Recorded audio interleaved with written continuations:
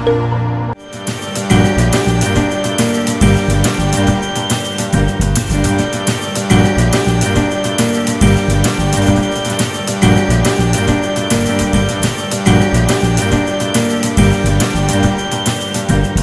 2022 विधानसभा चुनाव यूपी की तैयारियां 2020 से शुरू हो गई हैं। सभी राजनीतिक दल अपनी अपनी तैयारियों में लग चुके हैं, या यूँ कहा जाए कि अपनी नींव को मजबूत करने में लग चुके हैं। जी हाँ, हम बात कर रहे हैं समाजवादी पार्टी की, जिसने आज गाज़ियाबाद से महानगर अध्यक्ष पद पर राहुल चौधरी को चुना है, जो कि संगठन की कमान पहले से भी संभाल रहे थे, लेकिन अब इनको संवैधानिक तौर पर आज इन्होंने अपनी जिम्मेदारी संभाल ली है। राहुल चौधरी, सबसे पहले तो आपको बहुत बहुत शुभकामनाएं एक बार फिर से महानगर अध्यक्ष बनने जाने के लिए। आज आप देखा हमने आपके ऑफिस पे काफ़ी कार्यकर्ता मौजूद थे, आपने आज कार्यभार संभाला, तो क्या प्राथमिकताएं रहेंगी आपकी? पहली देखिए, सबसे पहली प्राथमिकता तो हमारी रहेगी कार्यकर्ताओं का सम्मान, और जो हमारा पार्टी का कार्यकर्ता काम कर रहा है, चाहे वो सबसे पिछले पायदान पर खड़ा है, हमें उसका आगे लाने का काम करेंगे। और दूसरी बात, जो समाजवादी पार्टी के राष्ट्रीय अध्यक्ष माननीय अखिलेश यादव जी ने पिछले अपने मुख्यमंत्री कार्यकाल में गाज़ियाबाद में इतने काम किए, उनके उद्घाटन केवल बीजेपी करने का काम कर रही है।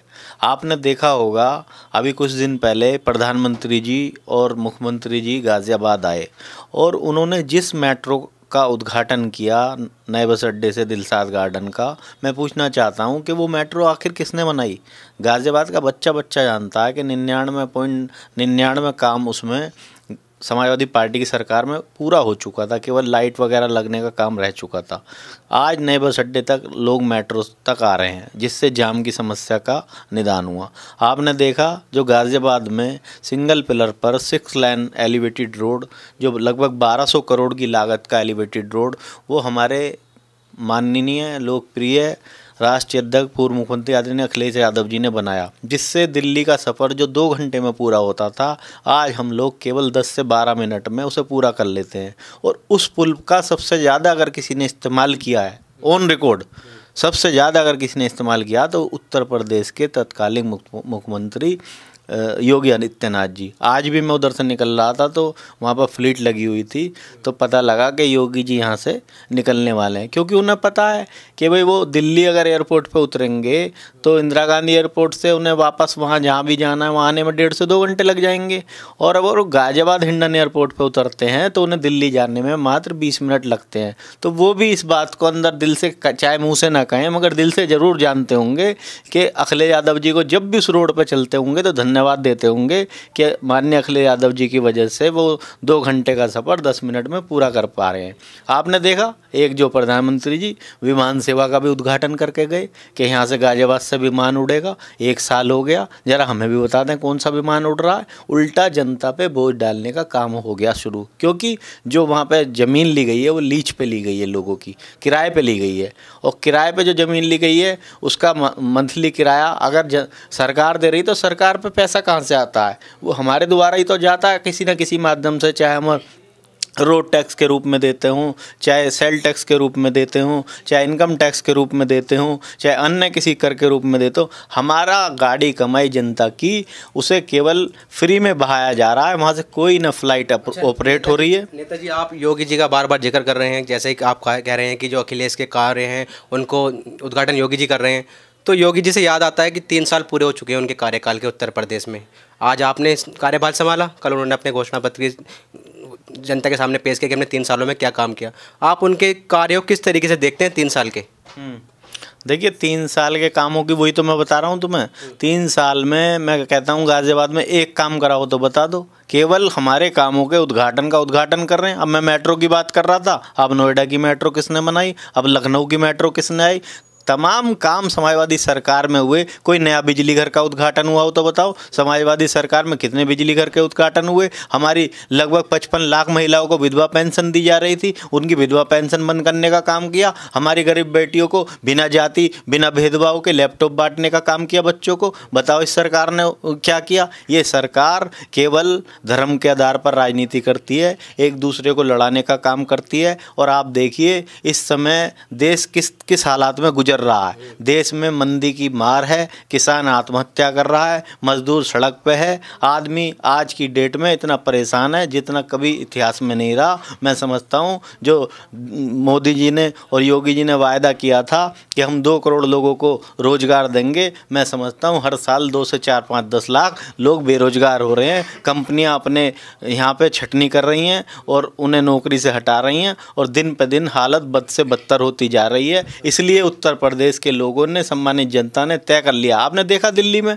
सीधा साधा उदाहरण, दिल्ली ने जनता काम के आधार पर वोट दिया इस बार, क्योंकि उन्होंने बहुत सारे हथकंडे अपनाए। आपने देखा कहाँ कहाँ का मुद्दा चलाया, कहाँ कहाँ का धरना चलाया, मगर वहाँ की जनता ने, सम्मानित जनता ने समझदारी का परिचय दिया और काम के आधार पर वोट दिया। इसलिए वहाँ केजरीवाल जी बने। अगर उत्तर प्रदेश में भी काम के आधार पर वोट मिला होता तो उत्तर प्रदेश में पूर्ण बहुमत से ज़्यादा की सरकार अखिलेश यादव जी की बनती। जैसे कि कल 3 साल पूरे हुए योगी सरकार को, तो उन्होंने अपने बजट का जिक्र करते हुए कि हमने उत्तर प्रदेश के इतिहास का 12 लाख हज़ार करोड़ रुपए से ऊपर का बजट पहली बार पेश किया। इसमें किसान, युवा, रोजगार के हमने जिक्र किया, आम जनता की जो महिला की सुरक्षा उसको लेकर हमने किया, और उसी की बदौलत, अपने कार्यों की बदौलत 3 साल जो हमने यूपी में किया, दोबारा सरकार बनाएंगे, वो इस बात को कह रहे हैं। देखिए, बजट पेश करना और उसे ज़मीन पर लागू करना दोनों में बहुत बड़ा अंतर होता है।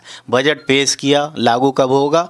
आपने देखा होगा अब से 3 साल पहले पिछली सरकार में मोदी जी ने एक बजट पेश किया, उसमें बताया कि बुलेट ट्रेन चलाएंगे। वो बुलेट ट्रेन कब चलेगी? उस बुलेट ट्रेन में हम कब बैठ करके जाएंगे? ये केवल हवाई बातें हैं। 12,000 करोड़ का बजट, 15,000 करोड़ का बजट से मतलब नहीं है। जनता को दिखाई देना चाहिए। जब तक वो रोड पे नहीं उतरेगा बजट, जब तक वो उसको अमली जामा नहीं पहनाएंगे, जब तक लोगों को उससे फ़ायदा नहीं पहुंचेगा। यूँ तो किसानों से भी कहा उनकी जो है कर्ज माफ़ी करेंगे, मगर किसानों के साथ मजाक करने का काम किया। कर्ज के नाम पर 30-30, 50-50, 100-100 रुपये के चेक उनके नाम पर पहुँचे। केवल कह देने से ना तो कर्जा माफ़ होगा और ना बजट पास करने से लोगों को लाभ होगा आम जन को। जब तक आम जन की समस्या का हल नहीं होगा, यहाँ पर हम रोजगार के अवसर उपलब्ध नहीं कराएंगे। आप बताइए, आपकी भाजपा सरकार के मंत्री ये कहते हैं, अमित शाह जी, कि भी अगर बेरोजगारों पर रोजगार नहीं तो पकौड़े तल लो, पढ़े लिखे, बताओ नहीं कहा। योगी जी कहते हैं हमने महिला सुरक्षा को लेकर यूपी में बहुत कुछ किया है। समाजवादी पार्टी की सरकार में जंगल राज था, महिलाओं असुरक्षित थी, महिला कहीं भी जाएं रातों घर से नहीं निकल पाती थी, लेकिन आज वही महिलाएं खुल के सांस ले रही हैं, घूम पा रही हैं। क्या कहेंगे आप? आपके सामने उनके विधायक महिला के साथ बलात्कार में आरोपी हैं और उन्हीं के सांसद साक्षी महाराज उन्हें उनके जन्मदिन पर बधाई देते हैं। ऐसे उनके विधायकों से सुरक्षित नहीं है, आप आम जनता से सुरक्षा की बात कर रहे हैं। आप देखिए लोनी के अंदर विधायक चेयरमैन पर आरोप लगाता है भ्रष्टाचार का, चेयरमैन विधायक पे भ्रष्टाचार का आरोप लगाता है, विधायक धरने पे बैठता है, विधायक कहता है कि भाई लोनी के अंदर अगर कोई अधिकारी भ्रष्टाचार करेगा तो मैं उसके खिलाफ धरने पे बैठूंगा, और धरने पे बैठता है। तो इसका मतलब सरकार में भ्रष्टाचार हो रहा है। मैं नहीं कह रहा, उनके विधायक कह रहे हैं। कहीं ना कहीं आपने देखा इतिहास में पहली बार उत्तर प्रदेश की विधानसभा में 200 से ज़्यादा विधायक, बीजेपी के विधायक, और बीजेपी के खिलाफ धरने पर बैठ गए, और आप कह रहे हो कि योगी आदित्यनाथ जी कह रहे हैं महिलाओं से सुरक्षा करेंगे। मैं समझता हूं अभी महिलाओं से बीजेपी के विधानसभा विधायकों से हमें सुरक्षा चाहिए, क्योंकि बीजेपी के विधायक और बीजेपी के सांसद ही इसमें लिप्त हैं। आम जनता की तो बात छोड़ दो आप। अच्छा, अब जैसे कि आप योगी जी के बारे में जिक्र कर रहे हैं, अब बात कर ली जाए अखिलेश यादव की, आपके पार्टी अध्यक्ष हैं। उन्होंने ट्वीट कर ये दावा कर दिया है कि इस बार हम यूपी में 350+ सीटें जीतेंगे और गाज़ियाबाद के महानगरी कमान आपको सौंप दी गई है। अखिलेश जी के सपने को गाज़ियाबाद में किस तरीके से साकार करेंगे, क्या मेहनत करेंगे ग्राउंड जीरो पर? देखिए, जो हमारा नेता का हमारे लिए आदेश है वो हमारे लिए सर्वोपरि है, और हमारे नेता ने यदि आदेश दिया है कि मिशन 351+, तो उन्होंने बहुत सोच समझ के दिया होगा। उन्होंने उत्तर प्रदेश में पूरा माहौल जांच करके, परख करके, किसानों से बात कर करके, मजदूरों से बात कर करके, हर वर्ग में, क्योंकि बीजेपी का विरोध है और जनता इंतजार कर रही है 2022 का, इसलिए उन्होंने 351 सीटों का हमें टारगेट दिया है। और निश्चित तौर पर मैं विश्वास दिलाता हूँ कि इस बार हम गाजियाबाद से भी बहुत अच्छी सीटें देने का काम माननीय अखिलेश यादव जी को करेंगे, और यहाँ से भी हमारे विधायक और सांसद जीत करके जाएंगे। अच्छा, अगर बात गाजियाबाद की जाए, क्योंकि एनसीआर सबसे महत्वपूर्ण जिला है, जो उत्तर प्रदेश की सबसे महत्वपूर्ण जिलों में से एक आता है, लेकिन यहाँ पर देखा जाता है समाजवादी पार्टी में गुटबाजी नजर आती है। कभी सुनने में आता है कि पार्टी कार्यकर्ता इस्तीफा दे रहे हैं, महानगर अध्यक्ष पद को लेकर लड़ाई है, जिला अध्यक्ष से विवाद है, तो उस गुटबाजी को कैसे ख़त्म करेंगे आप? देखिए, पहली बात तो कोई ऐसी गुटबाजी है नहीं रही, थोड़ी घनी कुछ है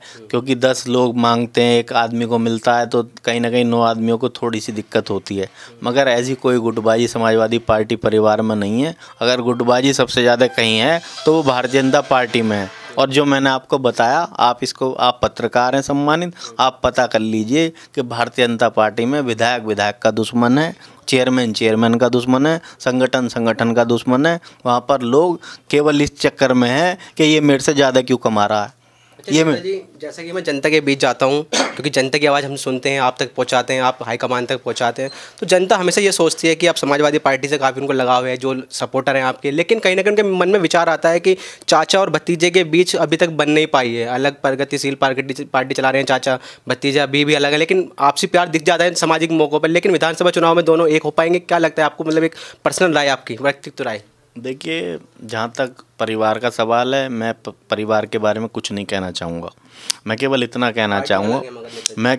कहना चाहता हूँ कि समाजवादी पार्टी मजबूत है, शुरू से लेकर के कार्यकर्ताओं से बूथ स्तर से लेकर के हम लोग अभी से ही काम कर रहे हैं, और इस बार हम हर हालत में उत्तर प्रदेश में पूर्ण बहुमत की सरकार बनाएंगे। और जो हमारी अगर सरकार बनी तो जिस तरीके से हम लोग पहले से काम करते आ रहे हैं, उसमें देखो हमारी विधवा पेंशन जो 55 लाख महिलाओं को दी जा रही थी, उसे तुरंत बंद करने का काम किया। आप समझिए उन विधवाओं को कितना जोर पड़ा होगा। हमारे लिए हो सकता है 500 रुपये 1000 रुपये महीना कोई बड़ी चीज़ ना हो, मगर उनके 500 और 1000 रुपये महीने जब उन्हें मिलते थे तो उनके आंखों से आंसू निकल आते थे। तो हम उसे दोबारा करने का काम करेंगे, और जो जनता से जुड़े हुए मुद्दे हैं उन्हें हम लागू करेंगे। अच्छा, बात कर रहे हैं योगी जी की, अखिलेश जी की, लेकिन कहीं ना कहीं कांग्रेस पार्टी को नज़रअंदाज नहीं किया जा सकता, क्योंकि कांग्रेस पार्टी को हम देख पा रहे हैं ग्राउंड जीरो पर किसानों को अपने हित में करने के लिए जन जागरण अभियान चला रही है। वो लोगों को अवेयर कर रही है कि बीजेपी ने कुछ नहीं किया, समाजवादी पार्टी ने किसानों के लिए कुछ नहीं किया। वो दावा कर रही है कि हम भी 2022 में ताल ठोकेंगे और दोबारा आने की कोशिश करेंगे। देखिए, सभी दल जब चुनाव में उतरते हैं, सभी टीमें जब चुनाव में उतरती हैं, तो हर टीम सोचती है कि मैं सबसे अच्छा प्रदर्शन करूं और मैं जीत करके आऊं।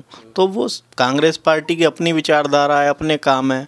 हमारी पार्टी के, मैंने केवल आपसे ये कहा कि 2022 में समाजवादी पार्टी अपनी सरकार बनाने जा रही है। अब जिसका भी कहीं मुकाबला होगा वो समाजवादी पार्टी से है। किसी सीट पे कांग्रेस पे हो सकता है, किसी सीट पे बीजेपी से हो सकता है, मगर ओवरऑल जो निष्कर्ष निकल के आ रहा है उत्तर प्रदेश में, वो निकल के ये आ रहा है कि समाजवादी पार्टी पूर्ण बहुमत की सरकार 2022 में बनाने जा रही है।